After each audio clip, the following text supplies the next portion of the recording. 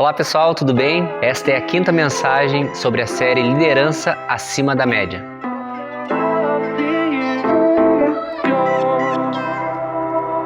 E hoje eu quero falar com vocês a respeito de capacidade de reação. Você sabia que todo líder acima da média, ele vai ter oposição, ele vai em algum momento ser confrontado e até mesmo ser ferido? Você já viu aquele ditado popular que diz que em árvore que não dá fruto, ninguém atira pedra? Isso é uma grande verdade no reino espiritual também. Aqueles que se escondem na mediocridade, eles não vão ser confrontados.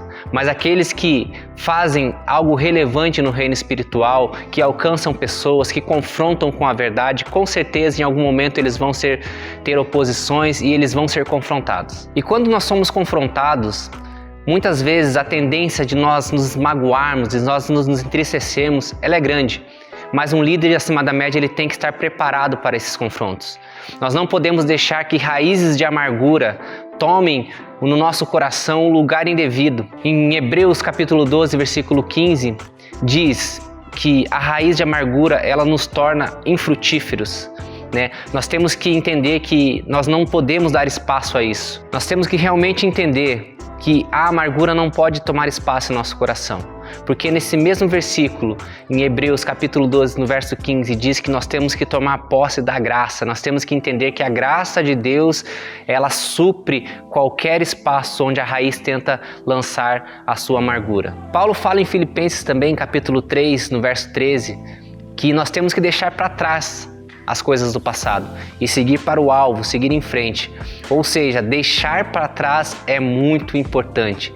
Nós temos que deixar aquilo que nos afligiu, aquilo que nos magoou no passado e nós temos que seguir em frente para aquilo que interessa, para aquilo que é importante. Eu quero compartilhar com vocês dois exemplos bíblicos de pessoas que lidaram de forma negativa e de forma positiva com o seu passado e como elas reagiram a todas essas dificuldades. O primeiro exemplo que eu quero dar para vocês é sobre Mical. Mical foi uma das esposas de Davi, que ela teve motivos realmente para ser amargurada e ela abraçou essa amargura. Ela viveu com Davi por um período, depois teve que se separar e depois voltou. Então ela teve todas essas transições que com certeza criaram feridas em sua alma. Mas o que realmente nós vemos na palavra de Deus, como foi o fim de Mical, isso é muito triste, porque ela viveu uma vida inteira amargurada. E a palavra de Deus diz que ela morreu sem ter filhos. E naquela época uma mulher sem filhos, uma mulher que não dava fruto, era muito frustrante. Agora nós temos o segundo exemplo positivo de um personagem também que sofreu muitas coisas. E eu tenho certeza que você conhece bem a história de José. José que foi traído por seus irmãos, José que foi vendido como escravo, José que foi lançado na prisão, mas ele nunca deixou a amargura tomar conta do seu coração. Pelo contrário, ele sempre confiou, ele sempre olhou para frente, ele sempre teve um poder de reação e isso fez com que ele realmente visse todo o propósito e todo o projeto de Deus se cumprir em sua vida. E também nós temos que tomar muito cuidado com frustrações que nós temos ao nosso respeito, sabe? Existem duas perguntas que nós temos que fazer para que nós não nos frustremos conosco, com aquilo que nós fomos chamados, com aquilo que nós temos a fazer no reino de Deus. A primeira dela é: para que Deus me chamou? Por que eu fui chamado? Para o que eu fui chamado? Essa pergunta ela precisa ser respondida, porque muitas vezes nós estamos atuando naquilo que não fomos chamados e as coisas não andam, as coisas não evoluem porque nós estamos focados naquilo que não é para nós. Então essa frustração ela é inevitável, você não consegue se achar, você não consegue se encontrar e muitas vezes aquilo pelo qual você foi chamado é deixado de lado. Então nós temos que nos perguntar: para o que Deus me chamou? E a segunda pergunta que nós temos que fazer a respeito de nós mesmos é: qual é a medida de fé que Deus nos deu? Em Romanos capítulo 12, versículo 13, Paulo diz sobre uma medida de fé, que Deus nos deu uma medida de fé.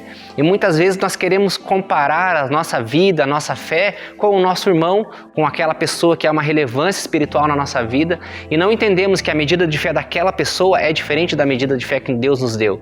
E isso acaba nos frustrando. Nós comparamos a outras coisas, a outras pessoas, a outros chamados, aquilo que Deus colocou na nossa vida e nós não conseguimos ser igual àquela pessoa, porque Deus não nos chamou para ser igual àquela pessoa, Deus nos chamou para fazer aquilo que nós somos em incumbidos de fazer no reino de Deus, como membros do corpo de Cristo. E uma última situação que é muito importante, que nós temos que estar atento e ter uma capacidade de reação muito grande, é em relação a possíveis quedas. Sabe, a Bíblia ela é recheada de personagens que teve quedas, sim, que foram relevâncias em suas épocas, que foram personagens muito importantes. Nós temos Davi, que caiu, que cobiçou a mulher do próximo. Nós temos Pedro, que ele negou a Jesus. Nós temos Noé, que se embriagou e se despiu perante seus filhos. Então nós temos vários exemplos de homens e mulheres que caíram, mas nem por isso deixaram de ser expressões, tiveram poder de reação, olharam para dentro de si e não ficaram no passado, mas sim caminharam para aquilo que Deus tinha para eles. E esses foram pessoas que marcaram suas épocas. Justo como Noé, o único justo da sua geração, que Deus achou nele justiça. Davi, um segundo coração de Deus. Pedro, que foi chamado a apacentar as ovelhas, tudo isso depois de suas quedas. É muito importante nós não olharmos para as nossas quedas como um ponto final, mas se um dia vier a acontecer, nós tomarmos aprendizado disso, tomarmos como lição e seguir para o alvo. Não se esconda, não deixe que seu ministério, que o seu chamado, que aquilo que Deus te trouxe a fazer nessa terra, se perca por uma falha, por um erro ou por um deslize. Se arrependa de onde você caiu, levante a sua cabeça e tenha a capacidade de reação no Espírito Santo de Deus, porque Ele com certeza espera muito de nós. Que Deus te abençoe.